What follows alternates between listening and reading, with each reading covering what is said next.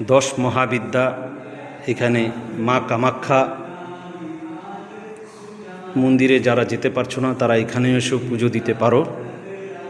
মাঙ্গলিক, কালসর্প, গ্রহণদোষ, বীজযোগ ইত্যাদি এখানে করা হয় প্রতিকার।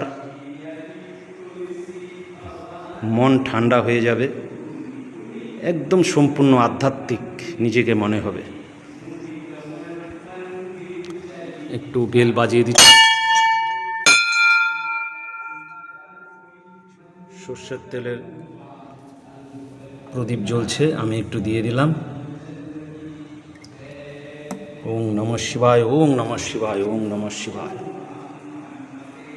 অর্থাৎ কুণ্ডলী দেখানোর পর যদি কোনো গ্রহ দোষ থাকে এখানে সে প্রতিকার করতে পারো। ধন্যবাদ।